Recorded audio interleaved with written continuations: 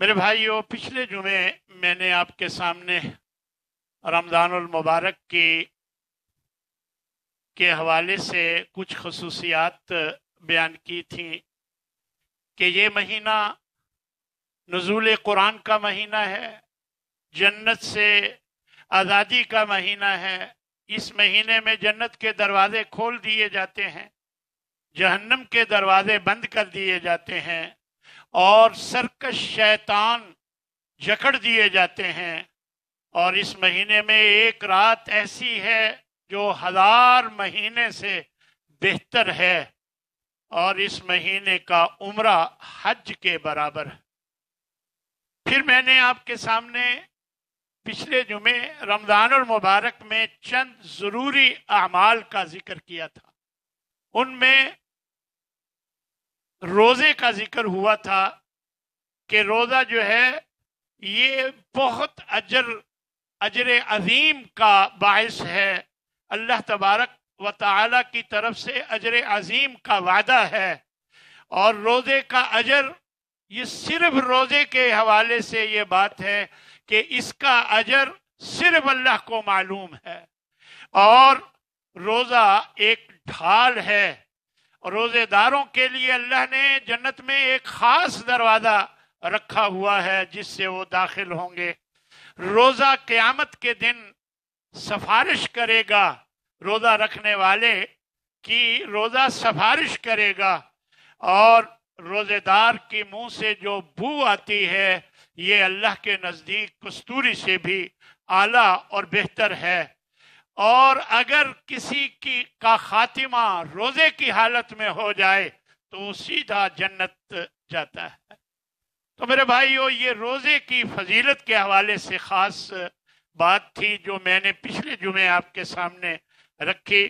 دوسرے نمبر پر اس رمضان المبارک میں قیام اللیل یعنی تراویح جسے ہم کہتے ہیں، نبی کریم صلی اللہ علیہ وسلم ارشاد فرماتے ہیں کہ جو بھی رمضان المبارک میں قیام کرتا ہے ایماناً واحتساباً، اپنے ایمان کو ٹھیک کرتے ہوئے، اپنے ایمان کے ساتھ اور نیکی کی اللہ سے اجر کی امید رکھتے ہوئے اگر کوئی قیام کرتا ہے رمضان المبارک میں، غفر لہ ما تقدم من ذنبہ، اللہ اس کے پچھلے گناہوں کو معاف کر دیتا ہے۔ اسی طرح نبی کریم صلی اللہ علیہ وسلم سے کے بارے میں آتا ہے، حضرت عائشہ رضی اللہ تعالی عنہا فرماتی ہیں کہ نبی کریم صلی اللہ علیہ وسلم نے آدھی رات کے وقت ایک دفعہ مسجد میں جا کر نماز پڑھائی، جو لوگ موجود تھے انہوں نے پڑھی، پھر اگلی رات اور زیادہ لوگ آ گئے اور آپ نے جماعت کرائی، تیسری رات اس سے بھی زیادہ، اور چوتھی رات میں مسجد کم پڑ گئی لیکن آپ تشریف نہیں لائے۔ پھر فجر کی نماز کے بعد آپ نے خطبہ دیا اور فرمایا اما بعد فإنه لم يخفى علی مکانکم، میں سب کچھ مجھے معلوم تھا کہ آپ آئے ہوئے تھے، ولکنی خشیت ان تفرض علیکم، مجھے یہ ڈر تھا کہ کہیں یہ روزے، یہ قیام اللیل کہیں تم پر فرض نہ کر دیا جائے، فتعجزوا عنہا، پھر تم اس پر پورا نہ اتر سکو اور تم اس سے عاجز آ جاؤ، یعنی اسے پورا نہ کر سکو اور تم پر یہ قیام اللیل جو ہے فرض ہو جائے، اس لیے میں نے ناغہ کیا۔ تو معلوم ہوا کہ نبی صلی اللہ علیہ وسلم نے 3 راتیں جماعت کروائی۔ یہ نبی صلی اللہ علیہ وسلم کی عادت مبارکہ تھی کہ ہمیشہ آپ تہجد پڑھتے تھے، اور آپ صلی اللہ علیہ وسلم نے یہ جو 3 راتیں ہیں ان میں آپ صلی اللہ علیہ وسلم نے جماعت کروائی، اور آگے پیچھے آپ خود پڑھا کرتے تھے، تہجد جسے کہا جاتا ہے۔ تو اس طرح نبی کریم صلی اللہ علیہ وسلم سے جو اس نماز قیام اللیل جو حدیث میں نام ہے وہ قیام اللیل، بس تراویح اس کا ایک نام پڑ گیا ہے، ویسے یہ قیام اللیل ہی کے نام سے حدیث میں اس کا ذکر ہے کہ اس کی تعداد جو نبی صلی اللہ علیہ وسلم نے 3 دن پڑھائیں وہ 8 اور 3 وتر تھے، 8 رکعات 2 کر کے اور 3 وتر تھے۔ حضرت عائشہ رضی اللہ تعالی عنہا سے پوچھا گیا کہ رمضان میں رسول اللہ صلی اللہ علیہ وسلم کی نماز کیسی تھی، تو آپ نے حضرت عائشہ رضی اللہ تعالی عنہا نے جواب دیا، ما کان رسول اللہ صلی اللہ علیہ وسلم یزید فی رمضان ولا فی غیرہ۔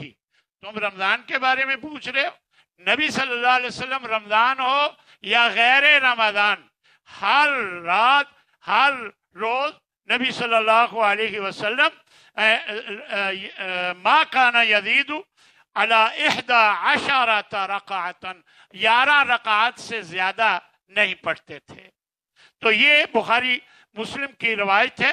حضرت عمر رضی اللہ تعالی عنہ کے بارے میں آتا ہے کہ انہوں نے حضرت ابی بن کعب جن کی بہت اچھی قراءت تھی ان سے اور تمیم الداری دونوں سے آپ نے 11 رکعات پڑھانے کا حکم دیا تھا۔ یہ موطا امام مالک میں بھی ہے اور ابن ابی شیبہ میں بھی یہ روایت موجود ہے۔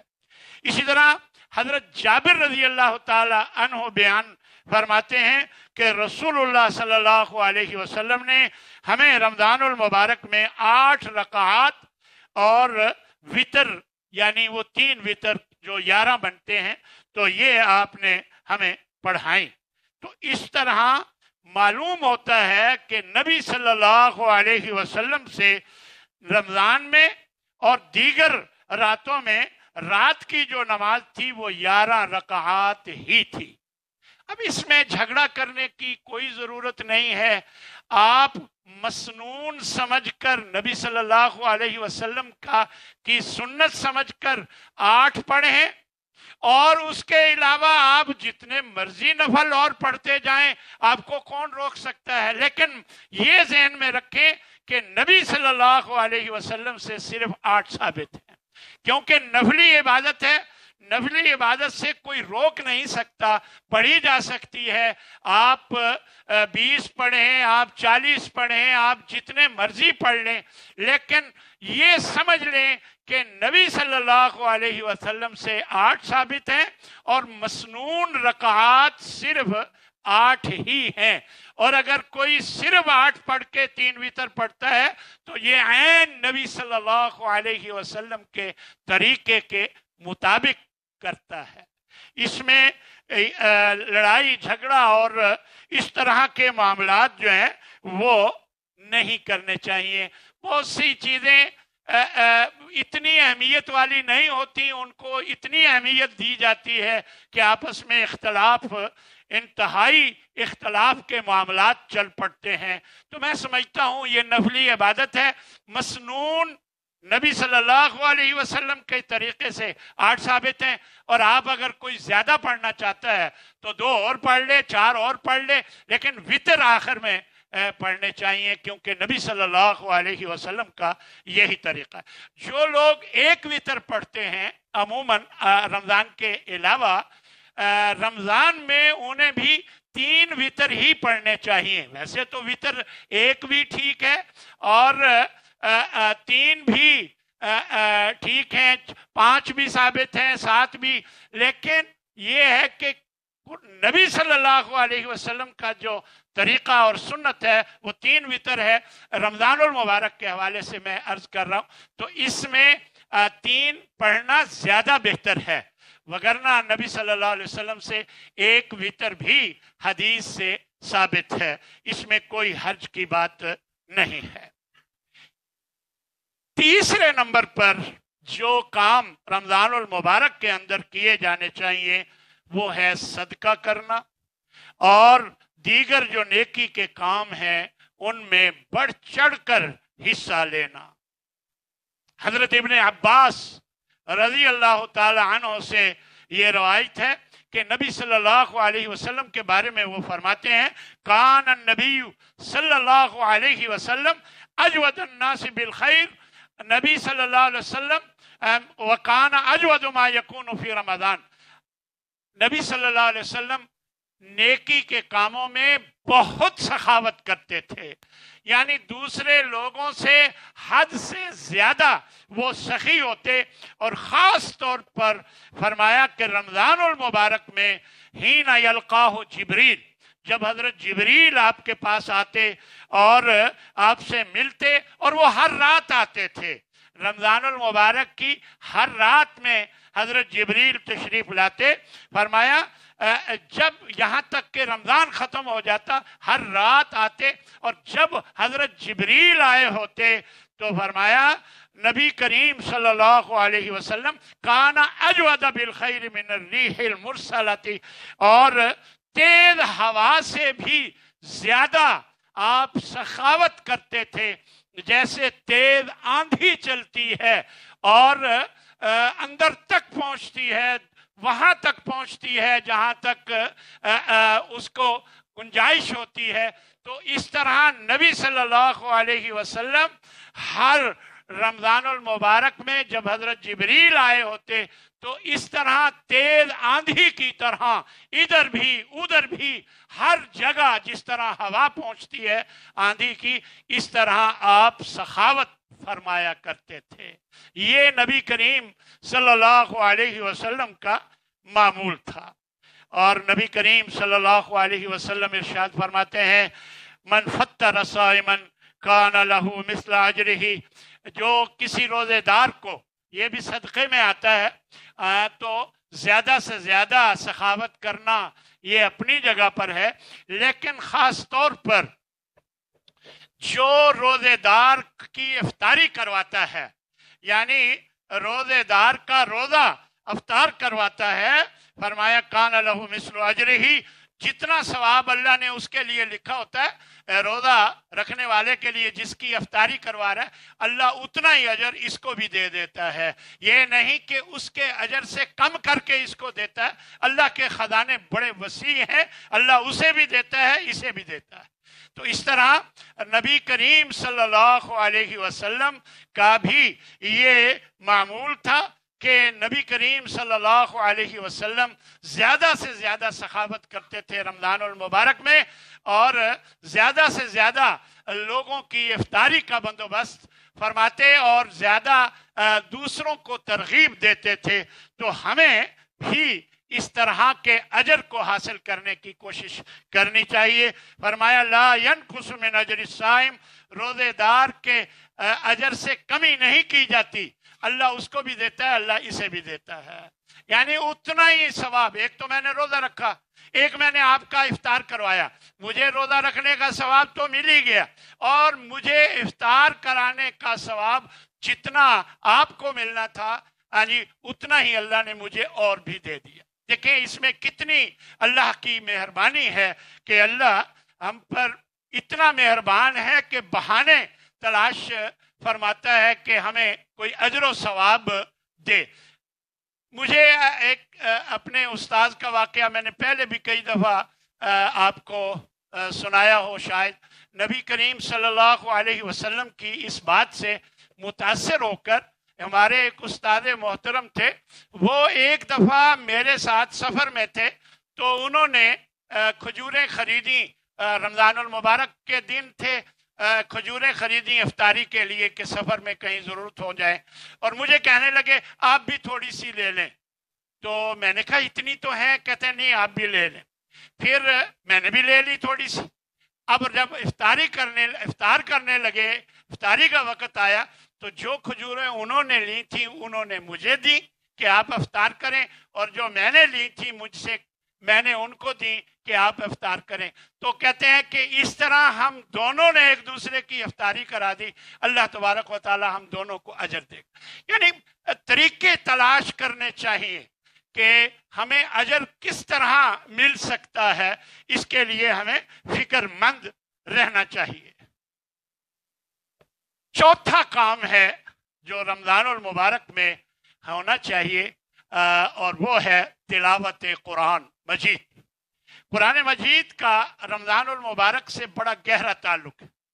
یقیناً آپ سب جانتے ہیں شہر رمضان الذی انزل فیہ القرآن، اللہ نے رمضان المبارک میں ہی قرآن کو اتارا ہے کہ رمضان المبارک کا وہ مہینہ ہے جس میں قرآن اتارا گیا۔ تو قرآن کا تعلق رمضان المبارک سے بڑا گہرا ہے، لہذا ہمیں تلاوت زیادہ سے زیادہ رمضان المبارک کے علاوہ بھی کرنی چاہیے، لیکن رمضان المبارک میں زیادہ سے زیادہ ہمیں تلاوت کرتے رہنا چاہیے۔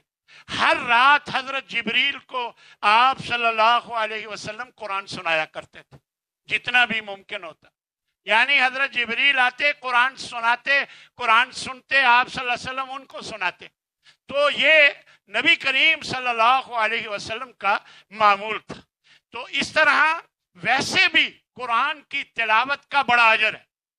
نبی صلی اللہ علیہ وسلم ایک جگہ ارشاد فرماتے ہیں من قرأ حرفا من کتاب اللہ، جو ایک حرف قرآن مجید کا پڑھتا ہے فَلَهُ بِهِ حَسَنَةٌ، ایک نیکی اسے ملتی ہے، وَالْحَسَنَةُ بِعَشْرِ أَمْثَالِهَا، اللہ ایک نیکی کے بدلے 10 دیتا ہے، یعنی 10 نیکیاں ایک حرف پر مل جاتی ہیں۔ اور پھر وضاحت فرمائی، اور پھر فرمایا میں یہ نہیں کہتا کہ الف لام میم یہ ایک حرف ہے، نہیں، الف حرف، لام حرف اور میم حرف۔ یہ وضاحت کر کے بتایا کہ جو شخص یہ 3 حرف ادا کرتا ہے اس کو اللہ 30 نیکیاں عطا فرما دیتا ہے۔ اور اگر آپ قرآن مجید کی تلاوت کا معمول بنائیں گے تو یقیناً آپ کے پاس بڑی نیکیاں اکٹھی ہو جائیں گی۔ تو گناہوں میں ہم فکر نہیں کرتے چھوڑنے کی، ہاں جی، اور نیکی کرنے کی بھی فکر نہیں کرتے۔ اگر یہ آپ چھوٹے چھوٹے کام کر لیں تو اللہ تبارک و تعالیٰ چھوٹے چھوٹے گناہوں کو خود ہی مہربانی کر کے ختم کرتا رہتا ہے۔ اس لیے ہمیں یہ کوشش کرنی چاہیے کہ قرآن مجید کی تلاوت زیادہ سے زیادہ کریں، اور تدبر اور تفکر کے ساتھ، تذکر اور تدبر اور تفکر کے ساتھ ہمیں قرآن کی تلاوت کرنی چاہیے، کیونکہ اللہ کا یہی حکم ہے۔ فرمایا کتاب انزلناہ الیک، ہم نے آپ کی طرف یہ کتاب اتاری ہے، فرمایا مبارک، یہ برکت والی ہے، لیدبروا آیاتہ، تاکہ یہ لوگ اس کی آیات میں تدبر کریں، وَلِيَتَذَكَّرُوا، اور اس سے نصیحت حاصل کریں۔ تو میرے بھائیو، قرآن کی تلاوت صرف کافی نہیں ہے، اس میں تدبر کرنا، غور و فکر کرنا، اس کا ترجمہ سمجھنا اور اس سے نصیحت حاصل کرنا، یہ مقصود ہے۔ اس لیے قرآن کی تلاوت کرتے ہوئے ان چیزوں کو بھی سامنے رکھنا چاہیے۔ 5ویں نمبر پر دعا، اللہ کا ذکر اور استغفار، یہ بھی کثرت سے ہونا چاہیے۔ بات ہو رہی ہے رمضان میں کرنے والے کام۔ رمضان میں جو کام کیے جاتے ہیں، روزہ ہے، پھر میں نے آپ کو تراویح، قیام اللیل بتایا، پھر صدقات، پھر اس کے بعد تلاوت قرآن مجید کی، اور اب دعا، اللہ کا ذکر اور استغفار۔ نبی صلی اللہ علیہ وسلم کا فرمان ہے کہ ثلاث دعوات لا ترد، 3 قسم کی دعائیں ہیں جو رد نہیں ہوتی۔ دعوت الوالد لولدہ، کوئی والد اپنے بیٹے کے لیے، اولاد کے لیے جو دعا کرتا ہے اللہ اسے رد نہیں کرتا۔ ودعوت الصائم، روزے دار کی دعا کو اللہ قبول فرماتا ہے، رد نہیں کرتا۔ ودعوت المسافر، اور مسافر کی دعا کو اللہ قبول فرماتا ہے۔ اور ایک اور جگہ فرمایا ثلاث دعوات مستجابات، کہ 3 دعائیں ہیں جو قبول ہوتی ہیں۔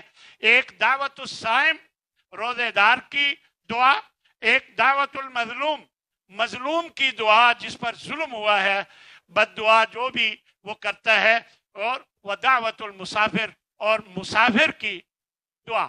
تو یہ 2 روایتوں میں مختلف الفاظ کے ساتھ نبی صلی اللہ علیہ وسلم نے ہمیں یہ رہنمائی دی ہے، تو ہمیں اس کا خیال رکھنا چاہیے کہ اللہ سے अल्लाह का जिक्र में कसरत होनी चाहिए, अल्लाह से ज़्यादा दुआएं करें, अल्लाह से इस्तिग़फ़ार करें। सुबह शाम के अज़कार आप पहले भी करते हैं, उनका एहतमाम ज़्यादा करें। और इसके अलावा जब मौका मिले नबी सल्लल्लाहु अलैहि वसल्लम पर दुरूद पढ़ें और अल्लाह का जिक्र फरमाएं। और इस तरह जहाँ तक मुमकिन हो जो वक़्त मिले ज़्यादा से ज़्यादा इस्तिग़फ़ार करें, अल्लाह का जिक्र करें। अब चंद बातें रोज़े के आदाब के हवाले से। रोज़े के आदाब में नीयत शर्त है, नीयत का होना, नीयत दिल के इरादे को कहते हैं। और ये लाजमी है कि रात आप नीयत करके सोएं या सुबह की नमाज से पहले जब सहरी के वक़्त आप उठें तो आपके नीयत में ये ना हो कि मैंने मंडी जाना है, सब्ज मंडी, और वहां से सौदा खरीदना है। बेशक जाना हो, बेशक, लेकिन आप ये सोच कर कि मैंने ये रोज़ा रख रहा हूँ, यानी ये नीयत दिल के इरादे को कहते हैं। इसके लिए ज़रूरी नहीं है कि अल्फाज अदा किए जाए। वबिसौम गदिन नवैतु मिन शहर रमज़ान, ये हिंदुस्तान में बैठकर कुछ उलमा ने इस दुआ को बनाया और फिर गलती भी उसमें रह गई। देखा ना, बंदों के बनाई हुई चीज़ों में गलती रह जाती है। कहते हैं गदिन, कल के रोज़े की मैं नियत करता हूँ। गोया आज का रोज़ा मेरा बगैर नियत के है, मैं कल के रोज़े की नियत करता हूँ। तो गद का लफ्ज़ टुमारो कल के लिए आता है। और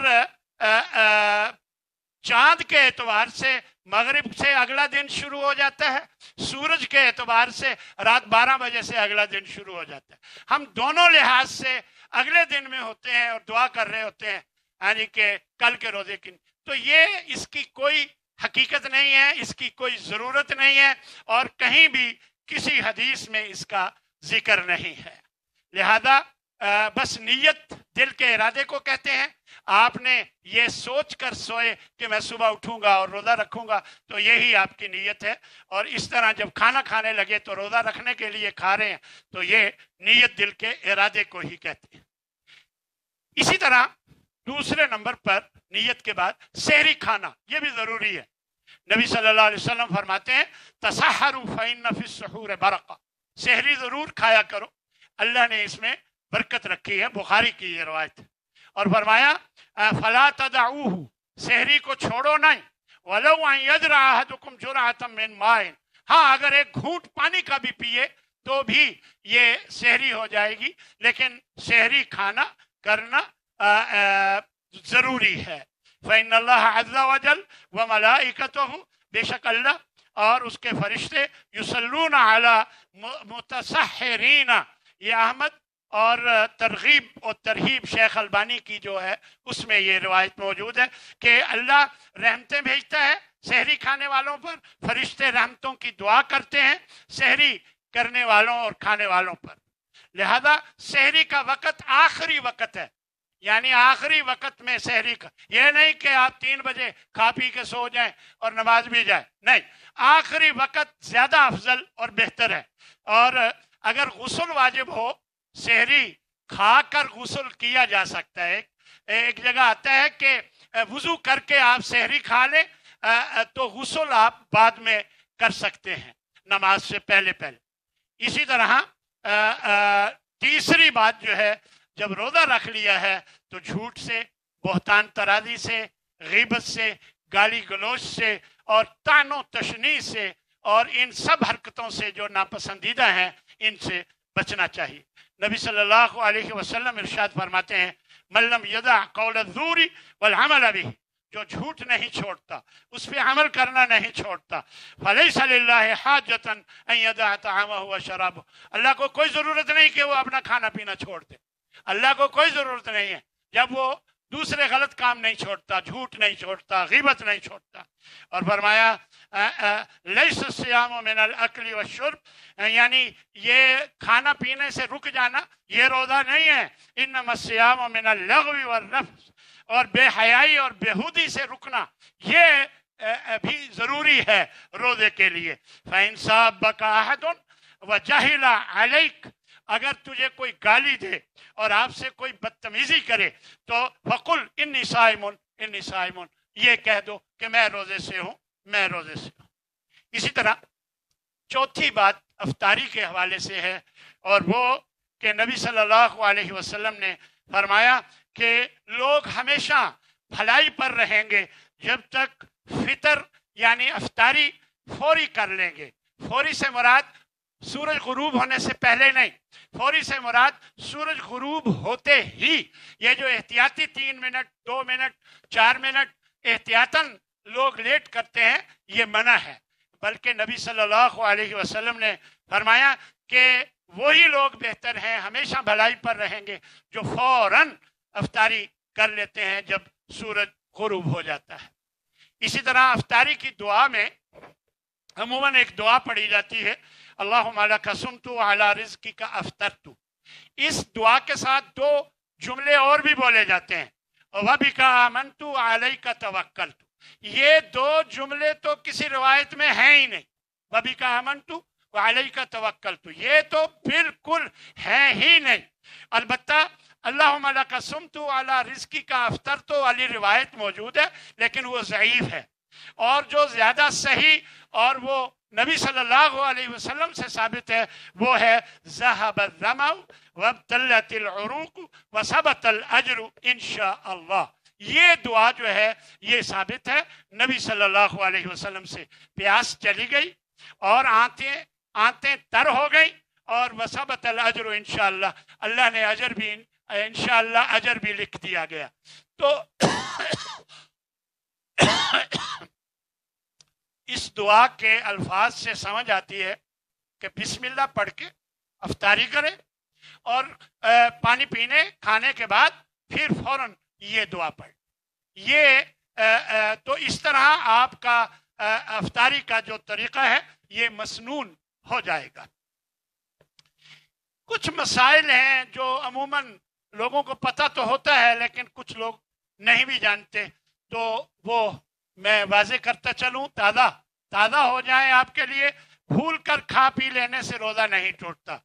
इसी तरह मन ज़रा आहुल कई फलैसा अलैहिल क़ज़ा, जिसको खुद ब खुद कह आ जाए उसके ज़िम्मे वो उसका रोज़ा नहीं टूटता।